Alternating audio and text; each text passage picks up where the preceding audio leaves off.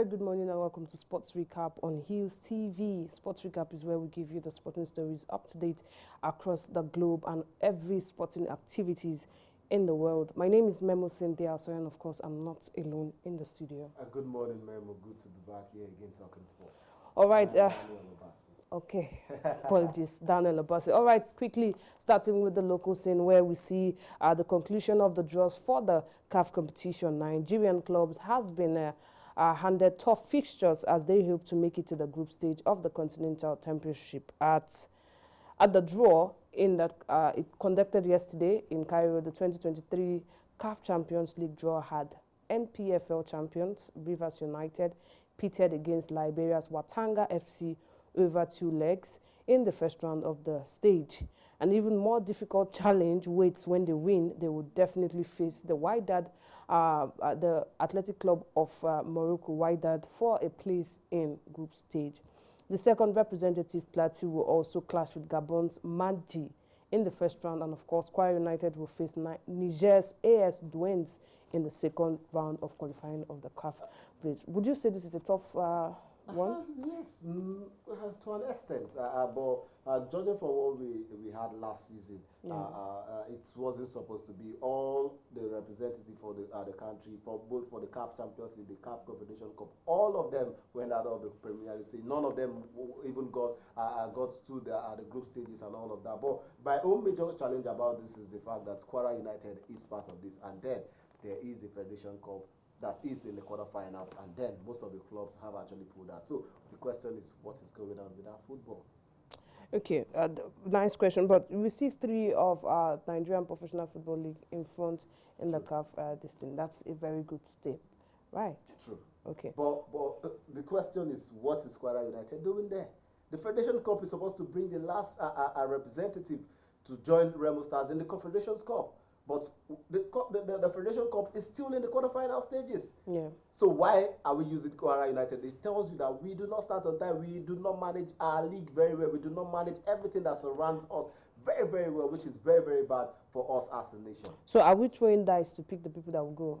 No, the Federation Cup selects the last representative. Yeah. The winner of the Federation Cup, which is more like our own FA Cup, selects the last representative, which emerges as the winner. Then join the third person. No, the third. Okay. To the Confederation Cup. That is how it has been structured. Okay. The first 2 goes to the CAF Champions League. Yes, the third and also the winner of the Federation Cup goes to the Confederation Cup. But all of a sudden, the draws were held yesterday. Kwara United, but we are still, the ongoing Federation Cup is still in the quarterfinal stage. We have not gotten the winner. How come Kwara United is part of the Confederation Cup? All right, that's a question we'll be asking the Nigerian NFF for that one, and also some other people in charge of that. Okay, moving quickly to the international scene, starting with tennis, where we saw Andy Murray lost in straight sets in the first round of the Canadian Open, but fellow Briton Cameron Norrie progressed at the tournament in Montreal.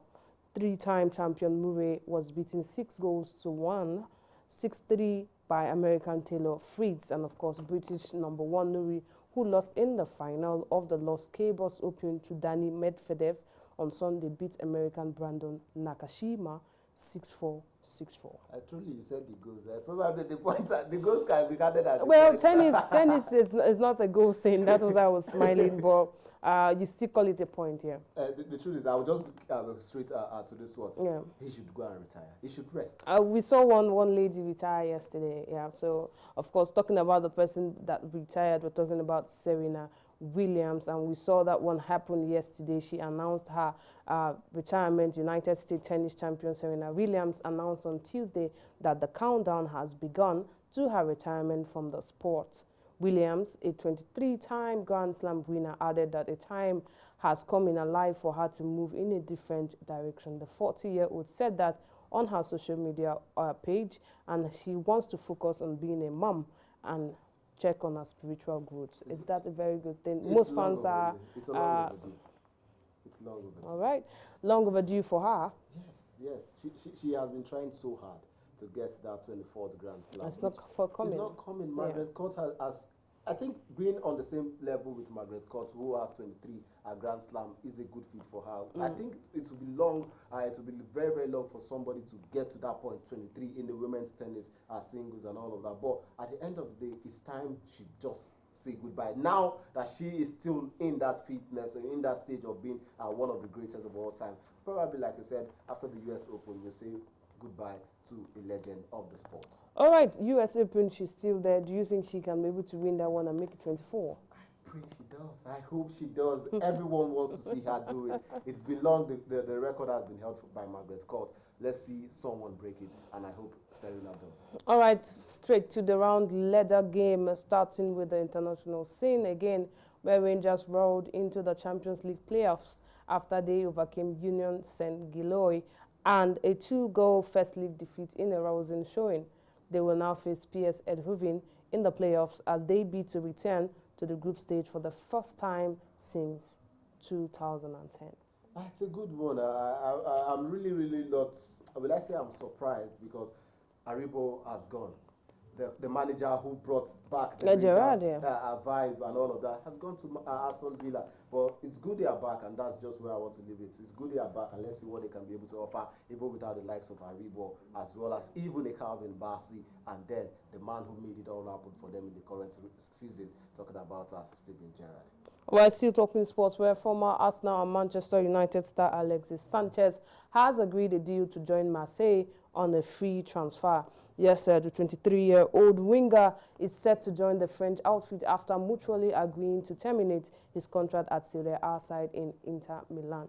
Marseille, in a statement, has confirmed that the deal in principle has been agreed and they will move and go ahead for a medical. Is that a right move for Alexis Sanchez? Anywhere they lead you, go.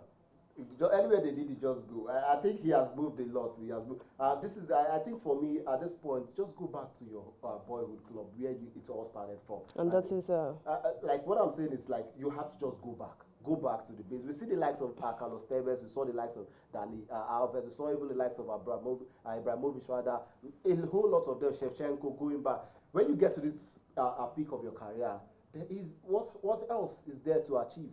Then go back and just give back to the community that brought you up from where you were nobody, and then just give them the revenue and then bounce and say goodbye to football. I think Sanchez still has more years. He's just 33. We're seeing other people defying the odds there. We're seeing Ronaldo still playing in the top league. So I think he has at least 2 or 3 more seasons before we'll talk of him going back to where he started from. I will just leave it at okay.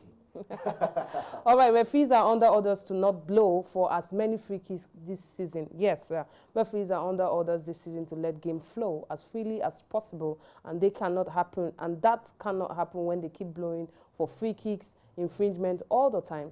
Stoppages prevent fans from seeing a free-flowing game at top-flight football. Is this right? That means people will carry axe to the pitch. You're bringing the Italians to there. Yeah, because if you say they shouldn't blow, what then can they do to? They say you should limit the way you. And the funny thing is, it's legal now that you do not stop the flow of play. You do not give out too many free kicks.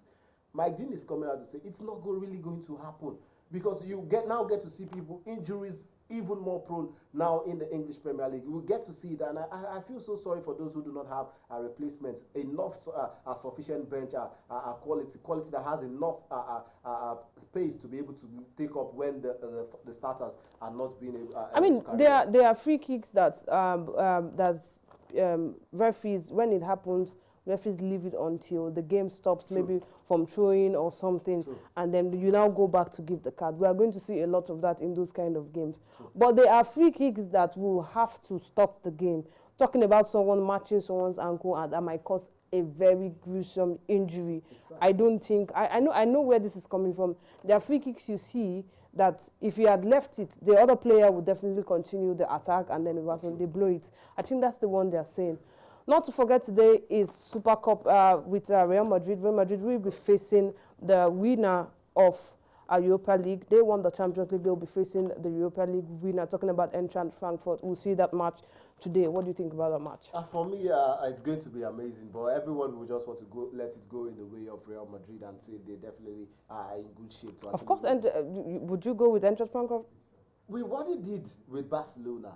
I think I want to give it to them, give them some edge. Now, I know where you might want to come from this. You might want to say Barcelona, we are not really in their own form. I'm not they even defeated the Real Madrid side, 4-0. I'm not even going to the Barca own. This is the Frankfurt that started Bundesliga and they trashed 6-1. Do you remember? By Just Saturday. By who? Bayern Munich, 6-1.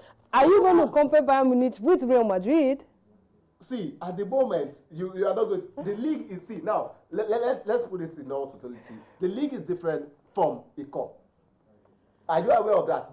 Because I play with this set of people, they've been playing together for years. Now, it's different for someone who's just playing maybe for the first time or for the second time after a lot of years that have gone by. But what I'm saying is, Barcelona were defeated by this Frankfurt side. I agree with you. And then this one, the same Barcelona that was not in form, that defeated the Real Madrid side. The Frankfurt is the one that started with a 6-1 defeat. Let's give respect to Bayern Munich as well. They are coming into this game with a huge loss, 6-1. Okay. First of all, their mental game, how is it? Real Madrid is coming from a fresh preseason, and the people that they have, and of course, you know how it is when you win the Champions League, you want to take the Super Cup. Give respect to those who have started the league. Someone is coming from the preseason, someone has started the league. Give him some respect. And they trust them 6-1. Give him some respect, please. All right, then. That's the much we can take on Sports Recap. Remember to watch that game when we come back. Tomorrow, we'll talk about that game, Real Madrid versus Eintracht Frankfurt.